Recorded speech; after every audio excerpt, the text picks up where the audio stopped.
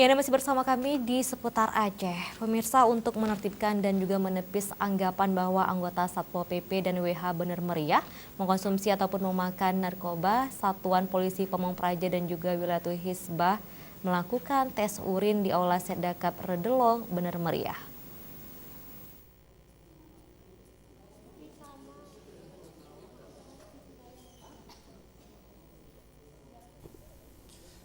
Tes urin terhadap 188 anggota Satuan Polisi Pamong Praja dan Wilayatul Hisbah di Bener Meriah adalah untuk menindak para anggota yang dinilai tidak disiplin, sekaligus menepis adanya anggapan warga terhadap anggota Pol PP yang terindikasi memakai narkoba.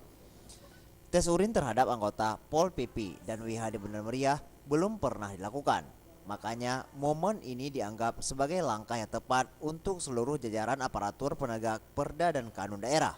Apabila hasil tes urin para anggota Pol PP dan WH terindikasi memakai narkoba, maka akan ditindak tegas dengan dikeluarkannya dari keanggotaan karena sebagai penegak kanun daerah dan syariat Islam yang berlaku di Aceh, tidak ada toleran bagi anggota yang melanggar.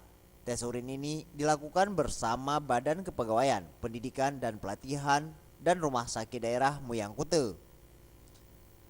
Hasil tes diperkirakan keluar setelah 3 minggu dan langsung diumumkan oleh BKPP. Memang selama ini belum ada kita tes, tetapi oleh provinsi kemarin betul ada di BKU sama kita 4 orang. Nah, itu langsung kemarin minta permisi sama kita sekitar bulan berapa kemarin? Bulan 5 kemarin.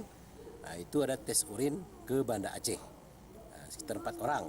Bahkan dari situ kami pun di Kabupaten Bener Meriah untuk membersihkan. Nah, mungkin ada kecurigaan, maka dengan BKPP kami kemarin berencana untuk ngetes urin anggota Satpol PP dan WH-nya.